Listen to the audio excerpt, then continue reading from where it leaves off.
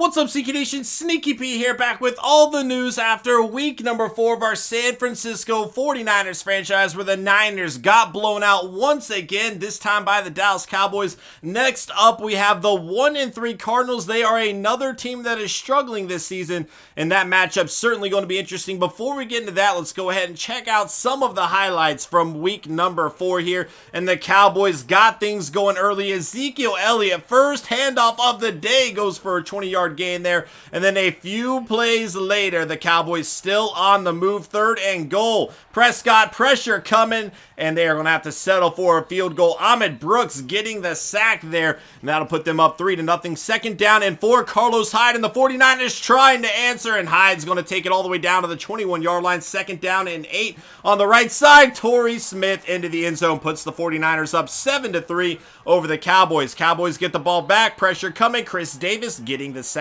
That'll bring up 2nd down and long for the Cowboys. They are eventually going to have to settle for a field goal, and the score would be 7-6 still in the first quarter here. A lot of offense being played. Cowboys would get the ball back, trying to extend the lead, and Ezekiel Elliott going to break some tackles and break through with a huge run of 23 yards there up to the 43-yard line. It'll be 1st and 20 after a holding call, but down the field is Cole Beasley, and he will take it to the house for 66 yards, and that would put the Cowboys on top 13-7. Cowboys have the ball again. Prescott's been good all day. Why not continue? This is Dez Bryant all the way down to the 12-yard line, setting up a 3rd and 8 here. Prescott gonna roll out, and nobody is gonna catch him into the end zone for the Cowboys. 20-7 is the score early on in the second quarter, and then the Cowboys defense starts getting pressure on the 49ers, and they will take back over on offense as Beasley down the field, breaking tackles, finally taken down at the 3. That'll set up a 3rd and goal. Ezekiel Elliott unable to get it done. The Cowboys going to have to settle for a field goal here, but it would put them up 23-7 over the 49ers, and that would be the score as we go into halftime. A little bit later in this game, down the field, Morris Claiborne has the interception. They were looking for Torrey Smith on the play, and just an outstanding grab by Claiborne there. And this sack will pretty much show how this half ended. Just no time at all for Blaine Gabbert to throw 3 straight sacks, a fumble that was recovered by the 49ers, but not a good first half. Trying to get things going in the second half is Carlos Hyde down the field, and that would set things up for the 49ers to start making some plays as Chandron has the ball. A screenplay is worked to perfection there, getting the 49ers into the end zone, but they started off good in the first half too. Things went downhill then, and much like the same result here, it's going to be 2nd down and goal, and Terrence Williams, who stepped out of bounds on the 1, will have that one into the end zone for another Cowboys touchdown. The defense was really the big story today for the 49ers, really struggling on all kinds of 3rd and long situations in terms of getting stops. It'll be 4th and 16. Phil Dawson kicks a field goal. 30-16 is the score as we enter the 4th quarter here. But the first play, or the last play of the 3rd quarter, is Ezekiel Elliott once again breaking through another major run down the left side of the field. It'll be 3rd and 5. Prescott in the pocket down the field has Dez Bryant, touchdown for the Cowboys. And their offense was just working like a cog the entire game. Dez Bryant getting involved, Terrence Williams getting involved, Ezekiel Elliott, I mean, a bunch of different players making some plays. 3rd and goal for the 49ers, trying to get something going, and Carlos Hyde taken down on the 1. That would bring up 4th and goal. The Niners offense unable to get it done there. That would give the Cowboys the ball back, already up by 21, and they are going to tack some more points onto this one. It was a blowout in San Francisco. 44-16 is the score, and they will end it on an interception. Not a good throw there by Blaine Gabbert. A big blowout, but next up we have another team that is struggling, and that is the Arizona Cardinals. Now, the Cardinals came into this season with hopes of making it to the Super Bowl. Clearly, they have not got it off to the start that they would like, but this is still a very talented team, and this is going to be a very tough matchup for the 49ers. The day's focus is going to be all on defense. The last 2 games, our defense has really struggled, and they need to start stepping up and making some plays. So that is the focus all day long on practice here today. It'll be 1st and goal. Gabbert, pressure coming, and he is going down. That'll set up 2nd and goal from the 11 on the right side. Vance McDonald, 3rd and goal, and this is interesting really quick.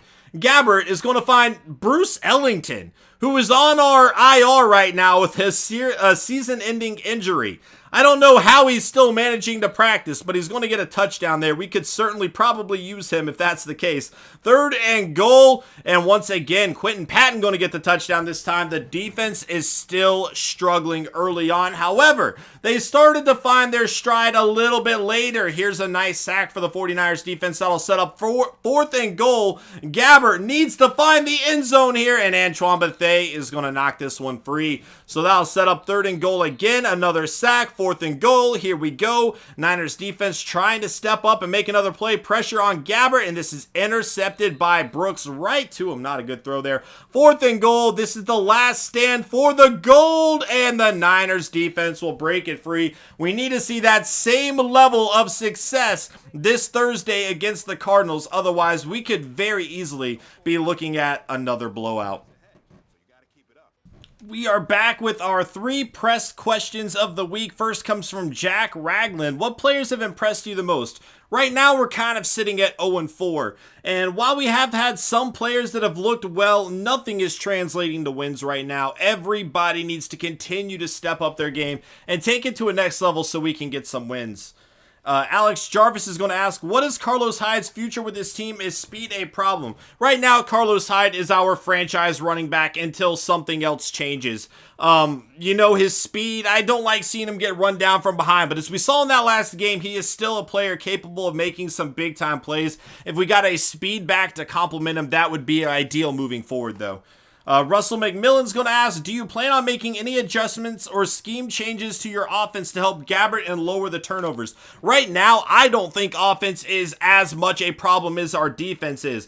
Gabbert's not a quarterback that's going to beat you with his arm, and we shouldn't be asking him to do that, but unfortunately we are forced to because we are finding ourselves in a big hole early on. He's not a quarterback that should be throwing as much as he has been, and a lot of the turnovers that he has had have really come in late game situations of him trying to make some big plays with less than 2 minutes to go or something like that. Certainly not something I can really hold against him too much.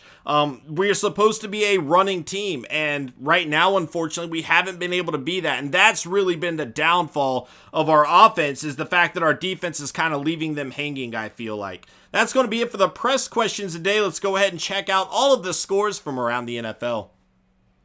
The Dolphins are going to get a win 35-21 over the Cincinnati Bengals. The Dolphins will improve to 2-2. The Bengals fall to 2-2. Tannehill, 2 touchdowns. Andy Dalton with 3 on the day. Ajayi is going to have a great day. Second-year pro from Boise State, over 100 yards and a touchdown for him. Croft, the young tight end, going to have a pretty big day as well there for the Bengals. A plethora of players getting some touchdowns, including A.J. Green. Burfict leading the way with 14 tackles on the day and a bunch of half a sacks going around. Burfict involved there as well. And also, Burfict, just a monster game, going to be forcing 3 fumbles on the day. Ndamukong Suh and Paysinger also going to force some. Burfict and Suh will recover. The Colts going to win 27-14 over their division rival, the Jags. The Colts improved to 2-2. The Jags fall to 2-2. Blake Bortles, 2 touchdowns on the day, but just falls short of throwing for over 200 yards. Certainly not an outstanding game by him. Allen Robinson will be getting both of those touchdowns. Frank Gore caught the touchdown there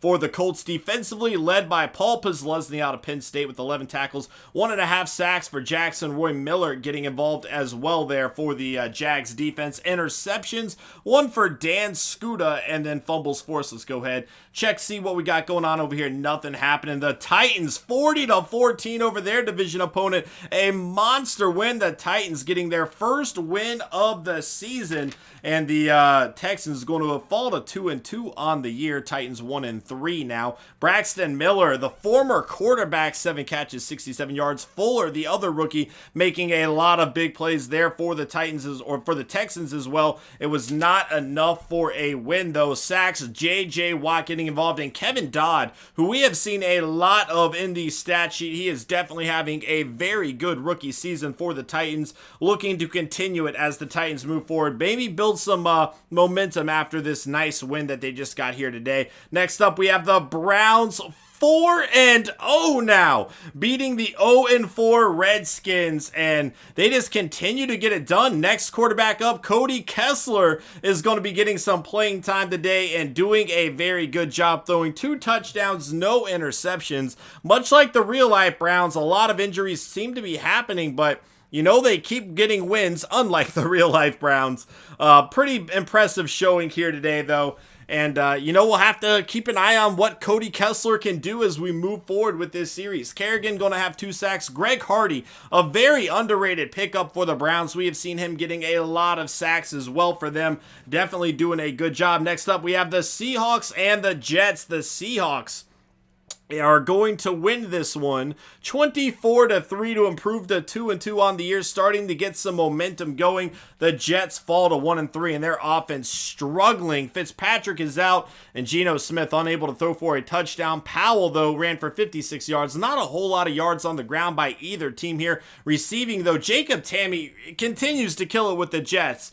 It's not really helping them by leading them to wins or anything, but he's making some plays. Sheldon Richardson leading the way with tackles there. That's interesting to see. Averill and Bennett each having a good day, getting pressure on the quarterback. Interceptions. Richard Sherman going to have the only one on the day. Fumbles forced. KJ Wright and Cam Chancellor making it happen. Next up, we have the Bills taking on the Patriots. The Bills going to improve to 4-0 with a 28-20 victory over the now 2-2 New England Patriots. The Bills leading the division early on, making plays, and Taylor making it happen. LaShawn McCoy having an outstanding season here for the Bills as well. Robert Woods, a great game, 134 yards for him. Edelman with 97 yards there for the Patriots. Sheard leading the way with 11 tackles on the day. A sack for Darius and Hughes there, and a couple half a sacks going along with it. No interceptions on the day. In terms of fumbles forced, we're going to have a few here. Curtis Lofton, Sheard, Williams. Was it Curtis Lofton? Yeah, Curtis Lofton. Colmy and Coleman going to recover them. The Falcons 42-28 over the Panthers. The Falcons improved to 2-2. The Panthers falling to 1-3. Certainly not where they anticipated being at this point in the season. Their lone win coming over the San Francisco 49ers, and they really did not look outstanding in that game. We've seen the 49ers get blown out a few times, but they were kind of in that game up until the end. Kelvin Benjamin, 4 catches, 113 yards, and 2 touchdowns for him, though. Beasley and Warlow leading the way in tackles, and Luke Kuechly down the list a little bit there. Not something you would expect to see. Ely's going to have 2 sacks on the day. Trufant with an interception. And fumbles forced, we have one by Vic Beasley Jr., and the Panthers would have recovered that one there. 27-21, the Ravens beating the Raiders here. The Ravens earned their first win of the season to improve to 1-3. The Raiders, their second loss to fall to 2-2. But Joe Flacco continues to struggle. Even in a Ravens win here, he really has not looked all that great this season. Steve Smith, though, over 100 yards. Again, how many times have we seen him do this throughout his career, continuing to make plays for this Ravens offense? Chris Canty, though, with 3 sacks. Khalil Mack is going to add 2 more. He has had a great season to start out as well. Jimmy Smith, 2 interceptions. Mack and Sean Smith getting interceptions as well. Fumbles forced, we're going to have at least one here. Sean Smith and Stacy McGee going to force the fumbles. They would each recover those as well. Next up, we have the Lions winning 35-26 over the Bears. The Lions improved to 4-0 on the season. The Bears fall to 2-2 in this division matchup here. Jay Cutler, 3 touchdowns, only 1 interception on the day. Theo Riddick had a pretty good game on the ground, as did Michael Burton. Unfortunately, though, for the Bears, I should say. Alshon Jeffrey really kept in check. Only 3 catches for 42 yards. 15 tackles there by Levy, though. 1.5 sacks for McPhee. Levy going to add a sack as well. Interceptions. Trevathan going to have one, as well as Diggs, the second-year pro out of Texas. I don't think there's any fumbles. No, 2 fumbles forced, both by a rookie, Dion Bush, a strong safety out of Miami there. The Bucs going to win 29-21 over the Broncos. The Bucs improved to 3-1 on the season. The Broncos falling to 1-3. Not a good game by Jameis Winston here. but the Bucs are still able to step up and make some plays. And a lot of that, Paxton Lynch hasn't really taken this Broncos offense to a new level. But whenever a quarterback throws 4 interceptions, you certainly expect to win that game, and it just did not happen for the Broncos here. Levante David and Gerald McCoy each getting a sack and a half there. Shane Ray going to have a sack as well. Interceptions, 2 for Chris Harris Jr., Aqib Talib, and TJ Ward making it happen. Grimes and the rookie Vernon Hargraves out of Florida going to have an interception as well. 3 fumbles forced. Von Miller, Alexander, and Keogh going to make those plays there. Fumbles recovered. Miller and Alexander would do it there. 34-28, the Rams going to beat their division opponent, the Cardinals, and this is a big game for us because we are taking on the Cardinals next. The Rams improving to 3-1. The Cardinals falling to 1-3, very much struggling, and 3 interceptions by Carson Palmer here. And the Rams offense seemed to have some level of success running it against the Cardinals defense. That's something we are definitely going to try to emulate there. Gresham and Floyd each a pretty solid game there. Johnson with 2 touchdowns out of the backfield. The tight end getting 2 touchdowns there for the Rams and Kendricks. So maybe we can get Vance McDonald involved a little. Peterson and Buchanan leading the way in tackles. Sacks, Quinn with 2, Aaron Donald with 1, Hayes with 1, and Brockers with 1. The entire defensive line for the Rams making some plays. McDonald, Ogletree, and Joyner going to have the interceptions on the day. For the Rams defense, no fumbles happening. 27-22, the Chargers are going to take down the Saints in the battle of the Drew Brees teams. Chargers improved to 3-1. The Saints falling to 2-2, and Drew Brees struggling against his former team. No touchdowns, 2 interceptions on the day. Certainly expect more from Drew Brees. Willie Snead, though, a pretty solid game with 10 catches for 81 yards. Keenan Allen, 119 yards, no touchdowns for either of those players. Antonio Gates, oh no, that was Johnson, I'm sorry, adding a touchdown to his resume there. Sacks, 2 for Dominique Easley, 1.5 for Luja, and Joey Bosa, who has been incredible so far in his rookie season. We have called his name quite a lot. Hayward going to have 2 interceptions there.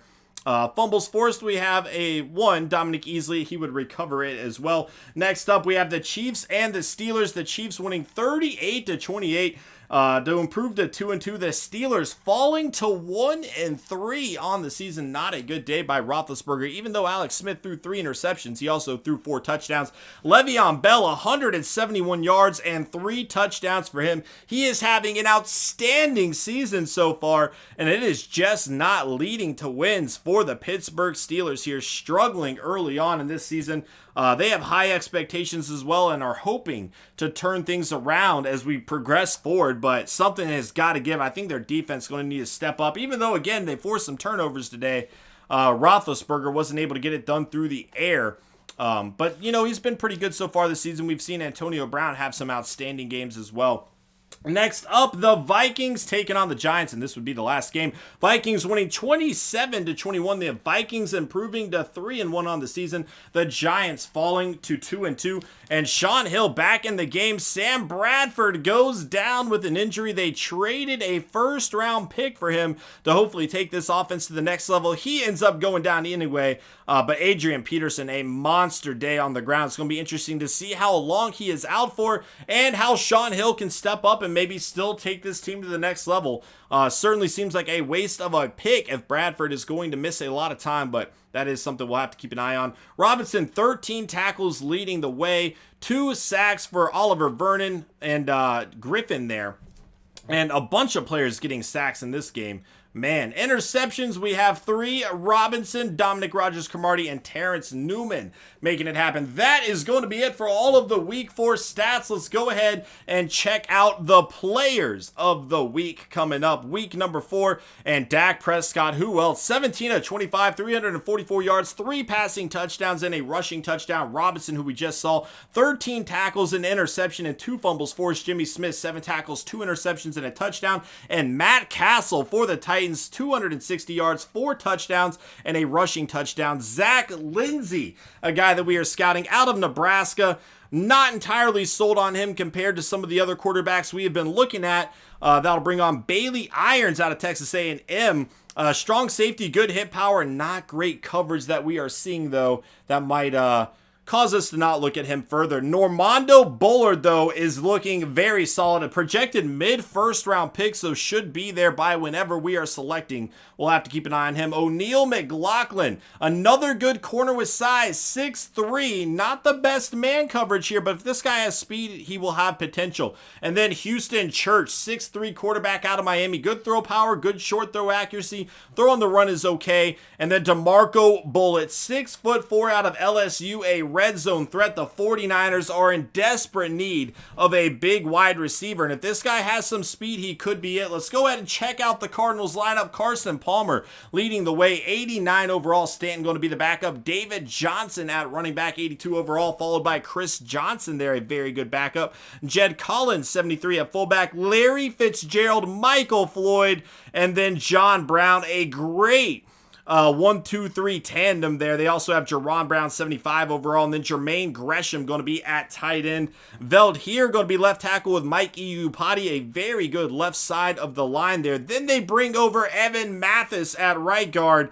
A pretty solid offensive line, maybe not great, a little bit weak at center, a little bit weak at right tackle, but otherwise a very good line there. Defensive line, not the best for them. Chandler Jones moving to outside linebacker here. Deion Buchanan and Kevin Minter going to be a middle linebacker, right outside linebacker. They have Alex Okafor, Patrick Peterson, the one standout corner. Outside of him, a lot of question marks going around. They did acquire Cooper in a trade.